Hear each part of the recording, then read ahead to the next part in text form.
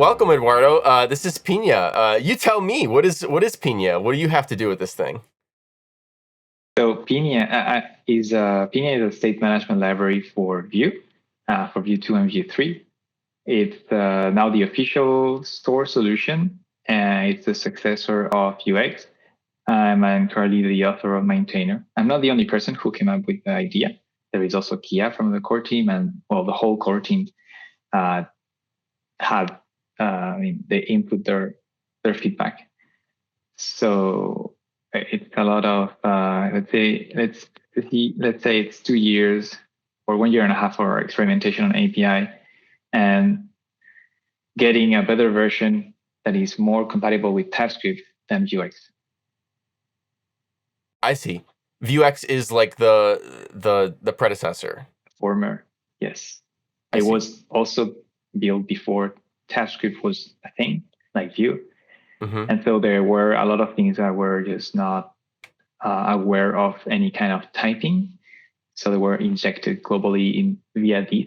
So you could access things via this in the components. Mm-hmm. And that's not the case with Pina. It's quite different internally. Built from the ground up with TypeScript. Yes. That's awesome. So can you explain to us just at a high level, like I see ID, state, getters, and actions. What are these things?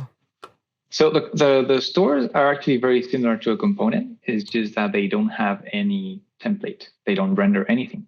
But state is pretty much data. Getter is pretty much the computed. And actions are pretty much methods.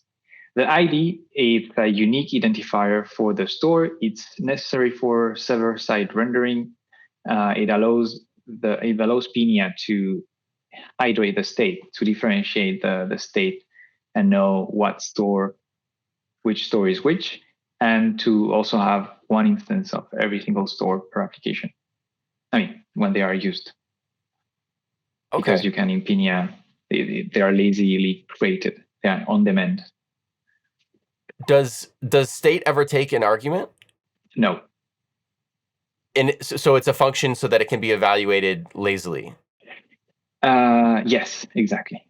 Okay. It's also to be able to create a fresh state on the server per request.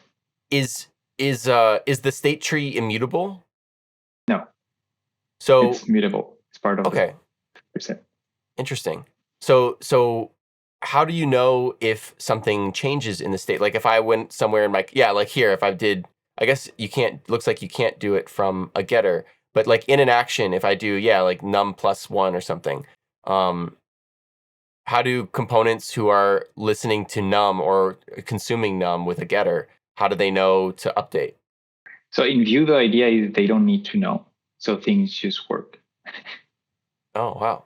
You can still watch them. And if you want to have side effects, for example, an API call or something like that, you can still watch any reactive property in Vue and trigger a function.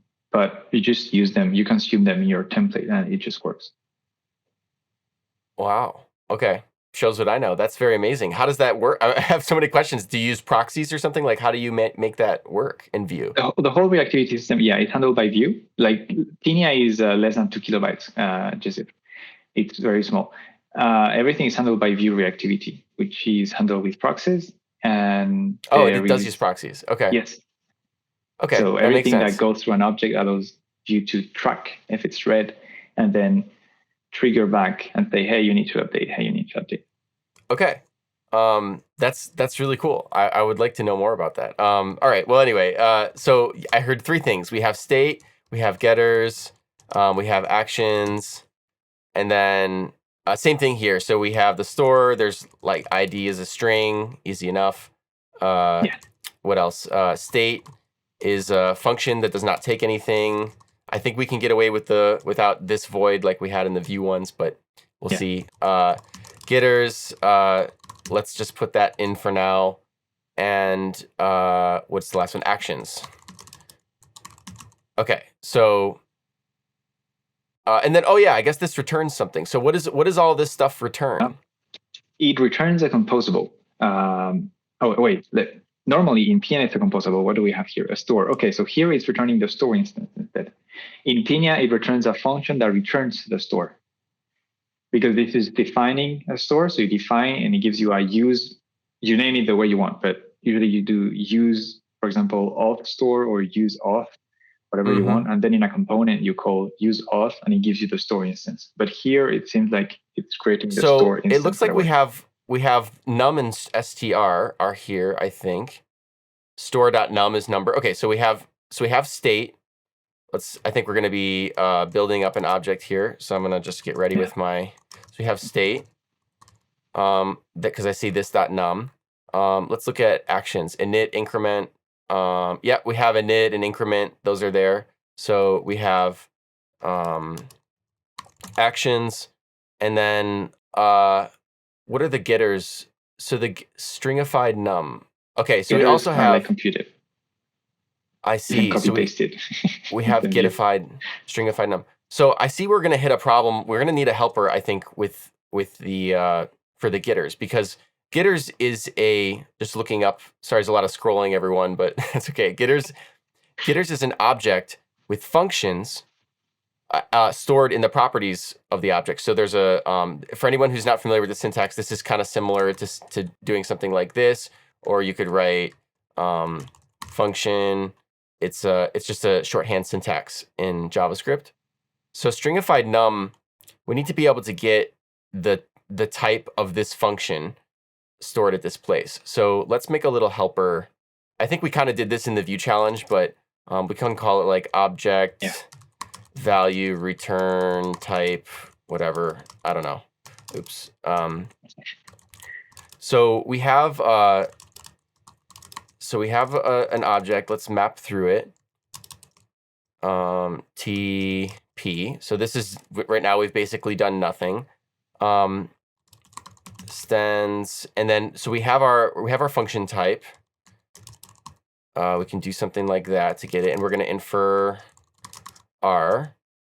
We'll need to prefer you pass these as well to the function. No.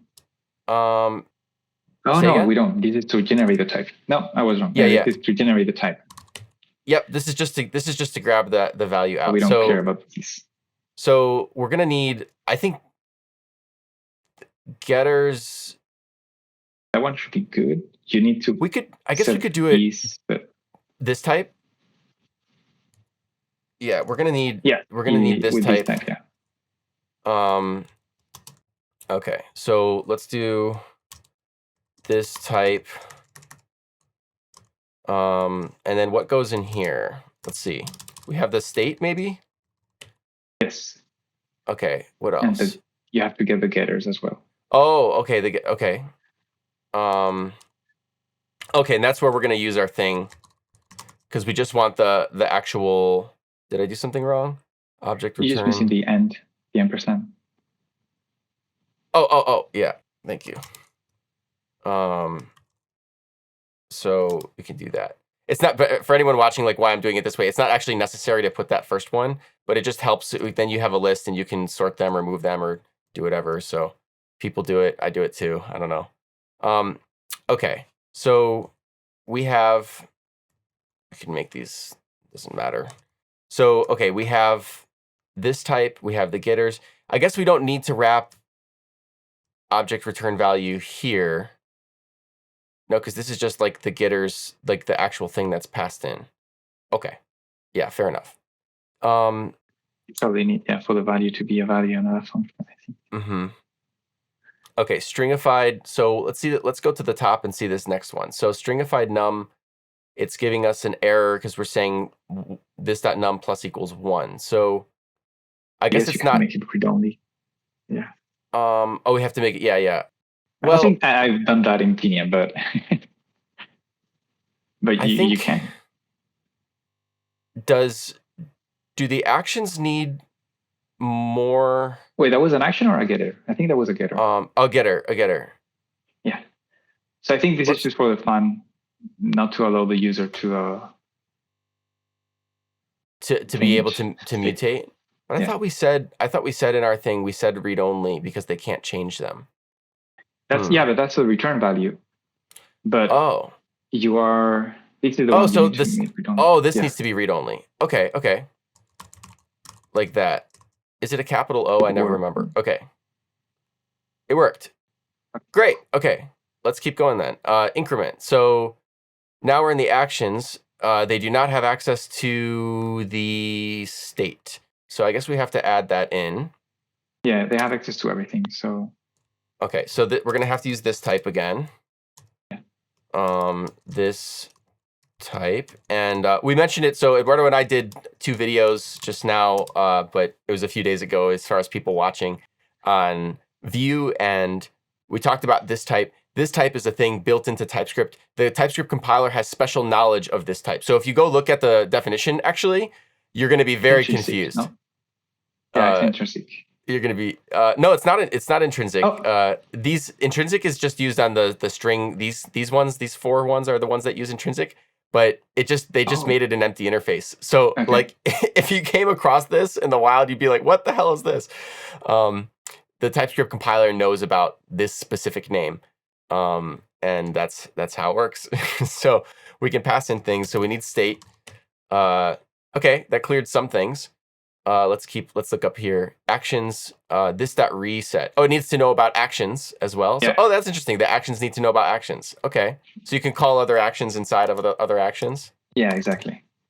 Interesting. And the getters okay. as well. Oh, and the getters? Yeah. Okay, so. Yeah, in fact, the action type, the action D type is the store. So it's the return. So if you had a helper a type helper, I mean, to write the return type of a defined store function in this case, and you will use it in both places as this type and as the return type of defined store. Oh, interesting. It's because there are in Pinia you also have a few other methods like $patch, $reset, $something. So these are also typed. Oh. Both in actions and on the store, it's just the same. Wow, that's interesting. So you can build. That's pretty powerful, actually. You can like kind of build up a little suite of functionality that does all kinds of things. Yeah, you can also add with plugins. You can add functions and you can type them, and so these functions are accessible in the actions as well. Oh, so that's how you handle async actions. No, async actions are just handled out of the box. It doesn't. Oh. See, in Redux, you have to have Redux Thunk or Redux Saga or something like that. Yeah, but it's because the whole mechanism for handling the updates on the state is a bit more complex, whereas here it's handled by Vue. So Pinia doesn't need to do anything specific to handle the reactivity. So actions can be asynchronous, it doesn't matter. Interesting. Wow. And there is really nothing cool. specific in Pinia, this is Vue. It's just standard Vue stuff. Okay, so I guess that Pinia will never be ported to any other framework, is what I'm hearing. It's very tied to Vue. That's cool though. It's good to have. All right, we have a few errors left. Let's see. It says stringified num. So what was stringified num? It was getter. So store does not have it. We just have to. Okay, we just have to add it here. We were adding it everywhere. Okay, we did it. Everyone passes. Oh, he's done. Yeah. Let's see. Yeah, everyone else is here. We didn't even read half of these tests, but I mean, they're all sort of doing same sorts of things. So yeah, the actions can take in these things. It returns state and actions and getters. I think it's not so bad. This is really cool. It's really nice to learn about how this works. I don't know. I've been using Redux for so many years that I find that my brain just works in terms of Redux now. A lot of people don't like Redux because of the boilerplate that it used to have. But there's like, I don't know if you've ever checked it out or if you're aware of it, but there's like Redux Toolkit now, and a lot has changed in the last few years. Okay. It's just like regular React hooks, and it's easier. But anyway, that's nothing to do with all this. But this is cool. Where do you see Pinia going in the future? Is it feature complete, or is there any big thing that you'd like to add to it? I would say it's almost feature complete, but it hasn't seen any major features since its first stable release. That's awesome. So it did went through a long period of testing. As I was saying, it was a year and a half, I think. It reached version 2 without going through version 1 because it was supposed to be for Vue 2, but at the end, we managed to make it work for both Vue 2 and Vue 3 at the same time, with some caveats, of course, but same code, so easier for migration as well. And so it didn't need anything to be added. I mean, big things. I did add some of the plugin things, I think, during the V2. I think it was after the stable release, but I might be wrong. Yeah. And so there are smaller features that are going to arrive, like allowing to call. So there was a pull request that was merged a few days ago, I think Tuesday, that would allow the stores to access other injections from the application, like the router instance. And it would improve, because this is one of the syntax of writing the stores, but you can actually pass two different syntax to define store in Pinia. You can also pass a function. So it looks like components, Vue components with the setup function. And so you use the regular Vue reactivity API that's ref, computed, and just normal functions. And you return that at the end of the function to define the store, and that's what gives the store a type. So in that kind of scenario, that way of writing things, you want to use maybe other composables, and more specifically, composables that return global injections that are specific to the application. One very common example, the router. And so right now you cannot do that because the store is disconnected from the tree of component. So the injection doesn't really work. And so this feature would allow to inject the router. Now, I don't know if I'm going to release it as a 2.1 or a 2.0, but I think it would make sense at 2.1. And it would be the first minor release, I guess. Wow. Well, congratulations. It's difficult to find large JavaScript projects that like don't want to keep going until the end of the earth. Like being feature complete is a great accomplishment and is a really good sign. Like when you see libraries starting to settle a little bit, it's like then is when it gets really fun to use. I think you can start building plugins and tooling, like you said, to do more crazy things and try experiments and stuff.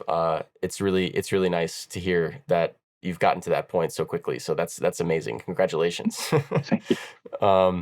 Cool. Well, that's all we have today on this one. Thank you for tuning in, folks. Thank you, Eduardo, for coming on. It's super cool to have someone who made the thing come do the challenge. It's a fun one. It was fun. Thank you.